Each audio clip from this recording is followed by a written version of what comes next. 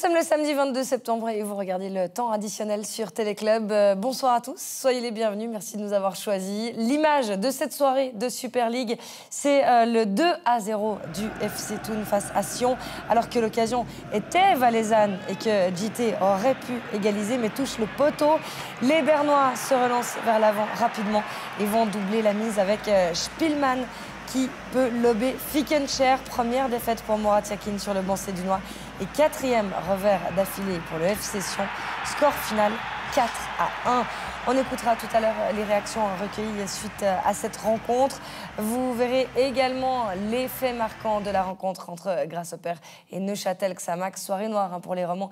Neuchâtel Xamax qui signe un 5e revers d'affilée. Et ce samedi, c'est Gabé Chapuzat qui m'accompagne. Bonsoir Gabé. Bonsoir Elodie. Merci d'être avec nous. Gabé, pour commencer, un mot sur le nouvel entraîneur évidemment du FC Sion avec Maurizio Jacobacci qui avait été mis à pied quelques heures avant le 16e de finale de la Coupe de Suisse face au Lausanne Sport. C'était quand même un timing étonnant, mais quand on connaît le personnage, finalement pas tant que ça.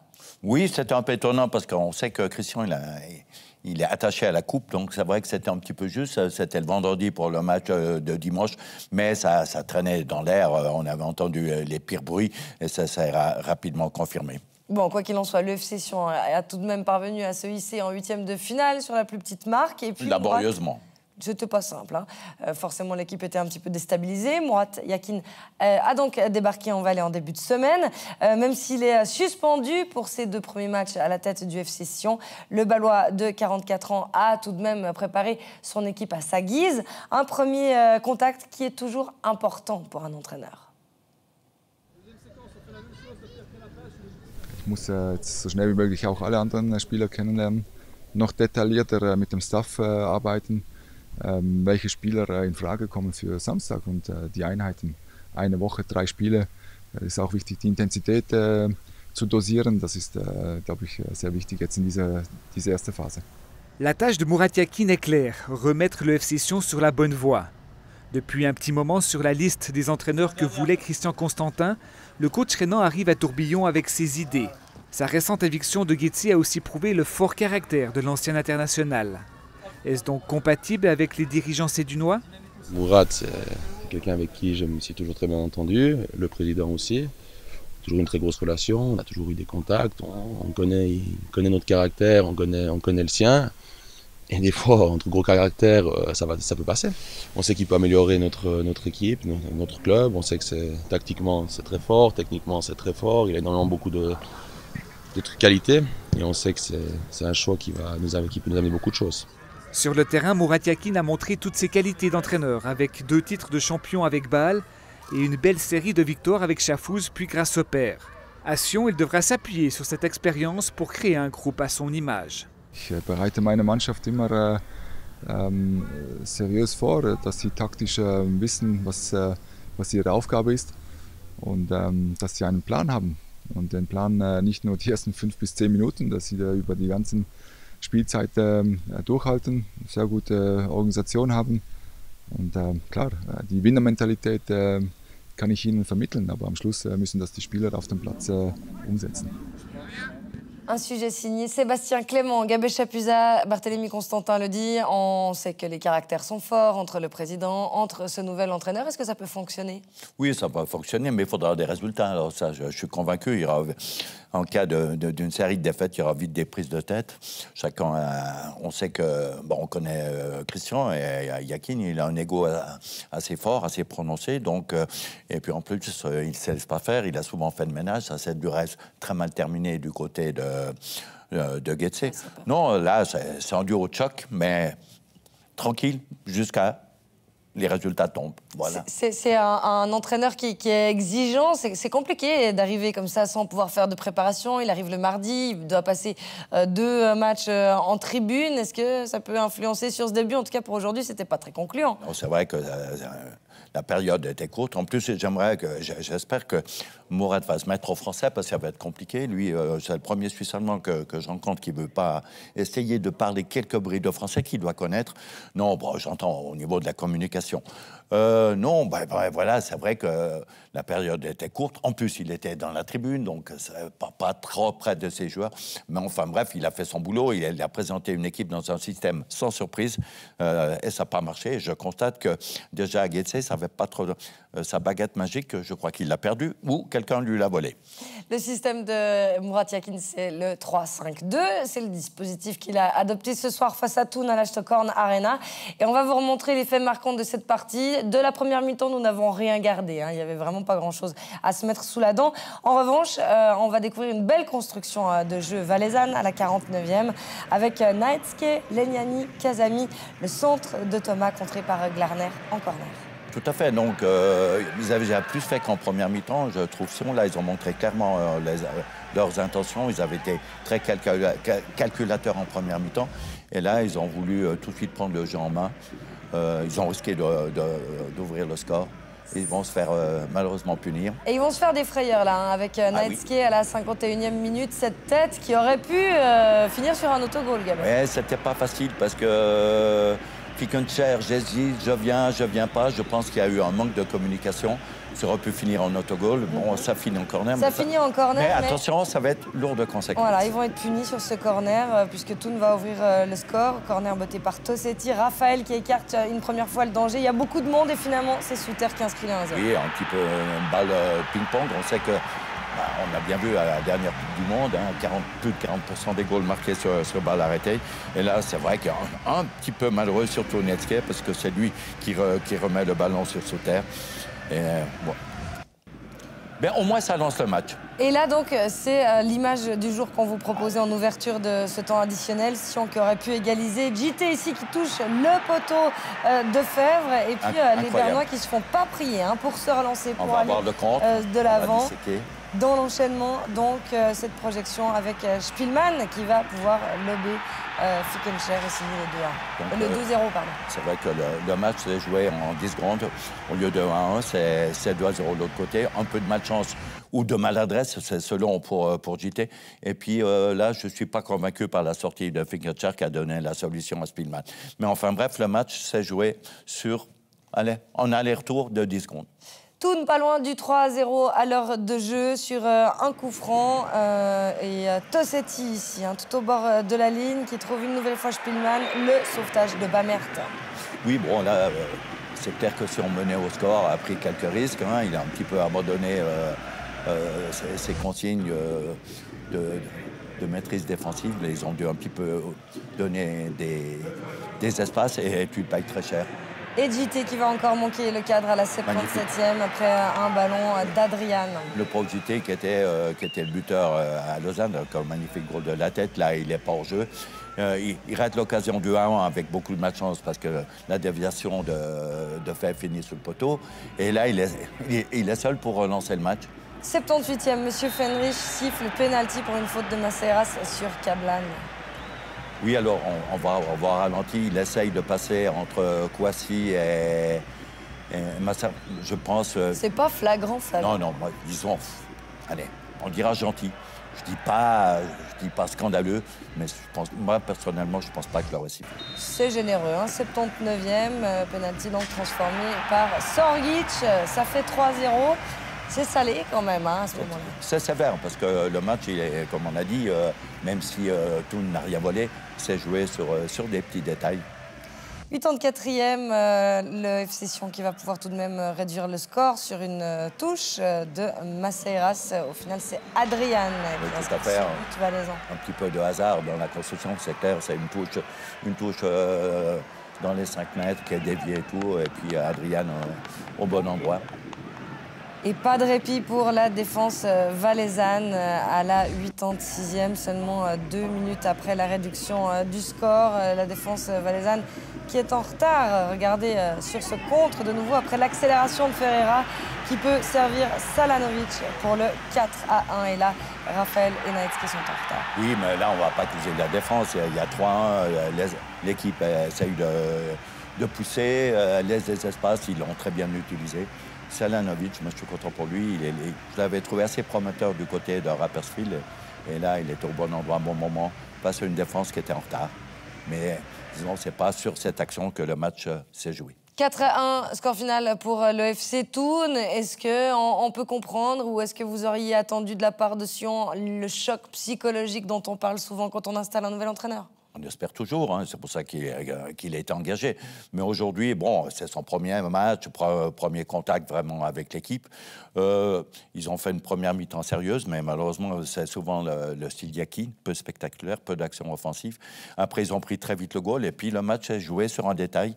Au lieu de 1-1, 2-1, avec j'étais très malheureux, parce qu'il a aussi l'occasion pour venir à 2-1. Et sur le compte, il y a le 3-1. C'est vrai que le score est très sévère, on est bien d'accord. Mais disons, Thun, moi je dirais qu'il a quand même mérité son succès.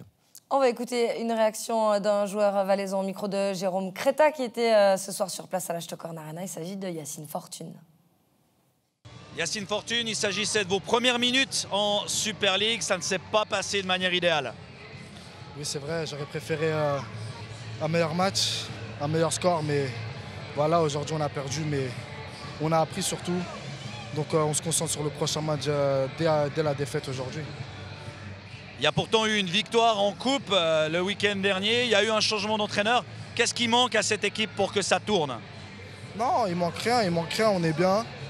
On est bien, c'est juste, voilà, ces temps-ci c'est difficile, il faut se souder les coudes et prochain match on fera mieux. Personnellement, comment s'est passée cette première semaine en compagnie du nouvel entraîneur? Ça s'est très bien passé, voilà, il est arrivé lundi. On a parlé, il a mis sa tactique en place, les séances, ça se passe super bien. Comme on dit, nouvel entraîneur, nouvelle tactique. Donc voilà, maintenant, aujourd'hui, certes, on a perdu, mais il faut rester positif. Et on a appris aujourd'hui, et prochain match, on verra comment ça se passera, en espérant que ça se passera bien. Merci, bonne suite. Merci à vous. Et du côté des gagnants, Jérôme Créta a attendu son micro au capitaine Denis Sédiguer. Denis Sédiguer, tout s'est bien passé pour vous ce soir? Ouais, je pense aussi, ça a bien roulé pour nous. On a investi beaucoup, on a mérité, mais c'est clair que comment le match il est passé, ça a vraiment bien joué pour nous. On a justement une équipe de Thun qui fonctionne bien, pour qui tout va bien, il y a la chance, il y a la réussite. Et puis en face, on a une équipe, le FC Sion, où il y a la spirale qui est négative et on tape le poteau. Ça aurait pu être 1-1, on est passé à 2-0. Ouais, pour moi, c'est important comment le FC Thun se présente. Et nous, on a vraiment une équipe avec un grand cœur, une vraiment bonne équipe avec des gens parfaits, avec la mentalité, avec des bons caractères. Et ouais, pour moi, ce n'est pas vraiment important que ce se passe à Sion. Mais je suis content comment on fait à Thun. Et on voit qu'on n'a pas fait tous vraiment parfait. Mais on a gagné, on a mérité et on doit continuer notre chemin. Ce soir, vous occupez la 2e place du classement. Est-ce que les ambitions, elles changent? Non, ils ne changent pas. C'est les points qui sont importants. On essaie de gagner le plus vite, le plus beaucoup de points. Et après, on peut calculer à la fin du saison les derniers matchs, comment on va aller. Mais c'est le moment dans le foot qui compte. C'est toujours le prochain match qui est le plus important. Mais c'est clair que la régénération pour le match contre Gateshead, ça va aller plus vite après une victoire comme ça. Merci, bonne suite. Merci à vous, merci. Et le classement qu'on découvrira tout à l'heure en fin d'émission, mais on peut déjà vous dire que les deux romans sont au fond du bac, puisque Xamax s'est incliné au Letzigrund de ce soir face à Grasshopper. On va vous remontrer quelques actions de la première mi-temps avant la demi-heure de jeu des Sauterelles qui passent à peu de choses d'ouverture du score, avec une longue passe sur le côté droit pour l'Avanchi. Joricine qui ne va pas pouvoir toucher ce ballon, d'ailleurs, comme personne. Le ballon qui va arriver sur le poteau de Walter qui peut récupérer avec un peu de chance. Oui, c'était le scénario de la première mi-temps avec un Neuchâtel qui n'a pas joué, qui était spectateur. Le frein à main et tout, inoffensif. Et puis, ils ont un petit peu pris l'eau défensivement, surtout parce que Guessi a très bien joué sur les côtés, un petit peu Doumia et beaucoup l'Avanchi sur le côté droit. Opportunité neuchâteloise à la 36e avec Koné pour Ramidi et la nouvelle recrue prêtée par Guetze, Piquel de la tête. C'était la seule action digne de ce nom sur le plan offensif, avec un centre de Ramidi pour Piquel, pas évident, un centre sans force et tout. Malheureusement, reprise de la tête trop axiale. Facile pour Linder. Charles Piquel qui faisait ses premières minutes. Il aurait voulu marquer contre ses anciens. Évidemment, c'était peut-être un peu trop demandé quand même pour cette toute première. Ouverture du score zurichoise, on la découvre dans la 36e minute de jeu après un ballon perdu par Corba. C'est Holzhauser qui peut lancer Joricine. Tout à fait, un ballon bêtement perdu et surtout avec de graves conséquences. Holzhauser donne un magnifique ballon dans la course pour Joricine. Joricine que je l'ai trouvé pas très prompt sur cette action. Il a eu la place pour aller au goal, il a un petit peu tergiversé. Et puis là, un peu de chance à la conclusion parce que c'est... Dévié par Os. C'est Os qui, décidément, c'était pas sa journée. On aura l'occasion de le voir. Une déviation malencontreuse qui prend à contre-pied le pauvre Walter. Bon, après cette première période, vous n'étiez pas très optimiste pour ce Xamax New Look, puisque Michel de Castel avait quand même fait 6 changements depuis sa dernière sortie. Ça, c'est le choix de l'entraîneur, hein, c'est le mettre à bord. Moi, j'avais été vraiment très étonné qu'il ait essayé de faire jouer la concurrence interne et puis de réveiller les gars. 100% d'accord, mais tu ne peux pas te priver de Nuzzolo. On va voir tout de suite que... C'est Ademi qui avait gagné sa place, sans doute en marquant... Même avec Ademi, tu pouvais mettre... Même avec Ademi, centrement, tu devais mettre Nuzzolo. Bon, Ademi, on va le découvrir sur la première opportunité de cette deuxième période, à la 63e. Donc, Xamax qui va manquer l'égalisation. Et Xamax qui va se faire surprendre sur le contre zurichois. C'est Jurisin qui va signer un doublé. Oui, j'aimerais qu'on revoie l'action. C'était la première occasion de Xamax en deuxième mi-temps. Ademi, une déviation de la tête un petit peu difficile et compliquée. Sur le compte, ils se sont fait surprendre naïvement. Mais on va revoir le tout. On a le temps de le revoir. Et c'est Jurisin qui passe sur le côté gauche. On ne va pas l'attaquer, on recule, on défend en reculé. Il va fixer Os. Comme j'ai dit tout à l'heure, même ma grand-mère va plus vite, et puis là, c'est pas possible. T'as pas le droit, on va chercher un étranger. Et puis, 2 minutes plus tard, splendide, Pinga qui enfonce le clou après la combinaison entre Jurisin et Doumbia en retrait. J'ai parlé de l'apport des latéraux, là, c'est Doumbia sur le côté gauche. Mais tranquille, hein, ils n'ont pas été trop dérangés, centre en retrait, et puis reprise du pied gauche d'Inarata pour Walter qui vient d'encaisser son 19e goal en 5 rencontres. On est bientôt dans le Guinness. 20 en tout, hein, mais 19 en 5 rencontres. La réduction du score va permettre à Xamax de montrer qu'il n'est pas mort, mais ce sera un réveil un peu tardif. On voit quand même Thorsten Fink qui sait qu'il a sauvé sa peau, en tout cas pour ce soir. Voilà la touche donc, de Gomez, Corba, le centre de Gomez dévié, la reprise de volée de Nuzzolo. Magnifique, goal de buteur et tout ça. C'est pour ça que moi, allez, on ne va pas remettre le couteau dans la plaie. Nuzzolo, il est indispensable, même avec une jambe dans le plâtre. Et là, j'ai bien aimé le centre du pied gauche C'était Gomez. C'était Gomez. Et puis juste avant le temps additionnel, on va voir que Lindner va pouvoir s'illustrer donc sur la double tentative de Carlen et de Corba, le portier zurichois qui fait la parade nécessaire.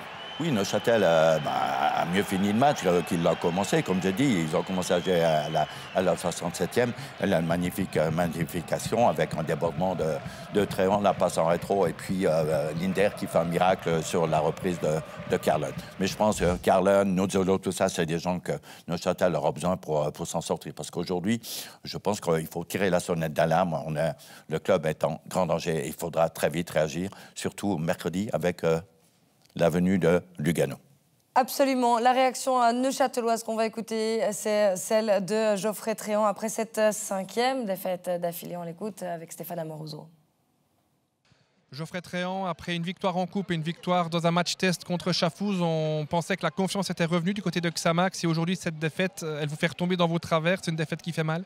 Ouais, c'est une défaite qui fait mal, mais c'est pas la première. Hein. C'est la 5e de suite en championnat. Donc voilà, on ne sort pas de cette spirale négative. Voilà, on est dans la merde et notre chance, c'est qu'il reste énormément de matchs.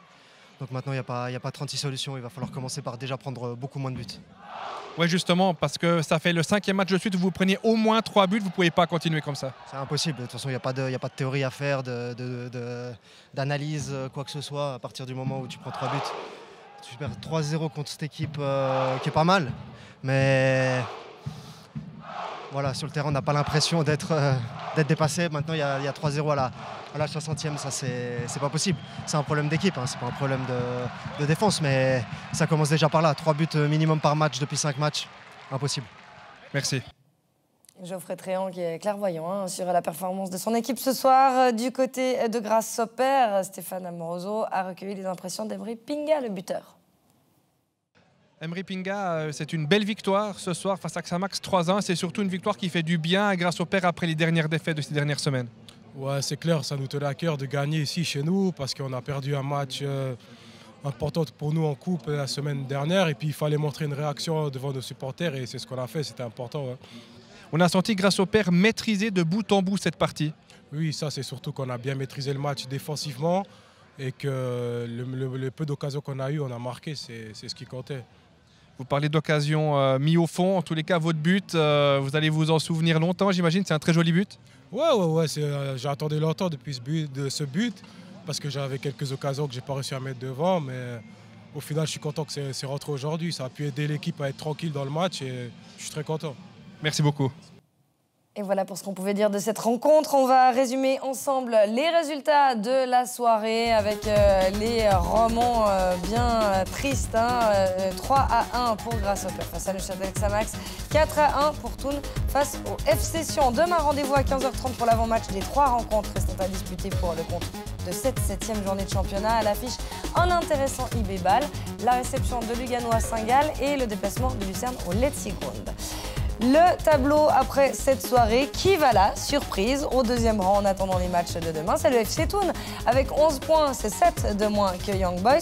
3e place pour Saint-Gall, Bâle et Lucerne sont tous les deux à 9 unités, mais surtout Grasshopper est passé devant le FC Sion et on retrouve à nouveau, comme en fin de saison dernière, les 2 remonts aux 2 dernières places. Après cette journée de championnat, Gabet, qu'est-ce qu'on en pense? Naufrage. Je pense quand même, c'est le terme de la soirée.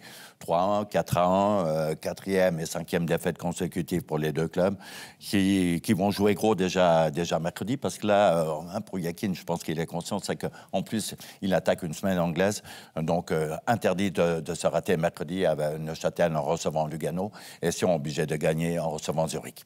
Voilà, le défi est de taille et ça se passera évidemment mardi, mercredi et jeudi, cette 8e journée sur Téléclub. On dispute également ce week-end la 7e journée de Challenge League. 3 semaines se sont écoulées depuis le dernier match du Servette FC. Il s'agissait du derby remporté par le LS 1-0. Pour la reprise, les Grenats se déplaçaient cet après-midi au Lipo-Park de Chafouz, d'où il est revenu avec un petit point. On va découvrir que Servette a ouvert le score au quart d'heure de jeu après le centre de Cespedes, la belle reprise de volée de Stevanovic. Un petit peu chanceux, j'aime bien le geste, mais il la prend un petit peu extérieur, c'est pour ça qu'il arrive à lober le gardien, mais c'est important. À chaque fois, c'est jamais facile, sur le terrain synthétique, ouvrir la marque. Et voilà l'égalisation donc chafouzoise après une bonne combinaison dans la défense. C'est Gonçalves qui signe le 1 partout. La défense est un petit peu dépassée. Oui, puis je suis surpris que Frick, il se fait prendre au premier poteau. Je pense qu'il avait certainement anticipé normalement la passe en retrait, qui est toujours l'arme fatale. Et là, il se fait surprendre au premier poteau. Je ne suis pas sûr que Gonçalves... Mais enfin bref, très bien joué. 1 partout, voilà donc pour la rencontre remonte de cet après-midi de Challenge League. Dans les autres résultats, hier soir, Lausanne a été accrochée par la Lanterne Rouge argovienne qui décrochait son premier point. Cet après-midi, dans le derby saint-gallois, qui était aussi le choc de haut de classement. Et ouais, c'est bizarre à dire, entre le 2e Ville et Rapperswil. 3e, c'est Ville qui s'est imposé 2-1. Et puis match nul également entre Kriens et Chiasso. 1 partout. Enfin, dimanche, Winterthur se déplace en principauté. Regardez ce classement, là aussi, surprise à la première place. Le FC Ville, improbable, avec 16 points, est repassé donc à la faveur de sa victoire de cet après-midi devant le Lausanne Sport. Je pense que cette ville était au bord du gouffre, au bord de la faillite et tout ça. Ils ont fait l'année passée un premier tour catastrophique et puis l'entraîneur Fumstuck, il a surpris tout le monde. Ils ont fait un 2e tour admirable. Sans grand changement, cette équipe, elle est présente. Difficile à battre à la maison sur son terrain synthétique. C'est la véritable surprise et peut-être le trouble fait. Le Lausanne Sport qui a offert son premier point à Haro. Non, il ne l'a pas offert. Lausanne, hier soir, était très décevant et je pense qu'ils peuvent être contents. Ils doivent surtout dire merci à Kassala qui a fait les arrêts pour sauver Lausanne de sa première défaite. On en reparlera demain, évidemment, puisque notre invité dans l'heure de jeu, ce sera le directeur sportif du Lausanne Sport, Pablo Iglesias. Ce temps additionnel touche déjà à sa fin. Gabé Chapuzat, merci d'avoir été le nôtre. Très rapide, oui, 26 minutes pour faire le tour, surtout quand les 2 romans jouent le même soir. On se donne rendez-vous donc demain à 15h30 pour suivre le choc de Super League du week-end entre Young Boys et Bâle. Merci Gabé, merci à l'équipe technique et à la rédaction de Téléclub pour cette émission. Elle était produite par Régis Beresville. Merci à vous de nous avoir suivis. On se réjouit de vous retrouver demain. Passez une douce soirée. Salut.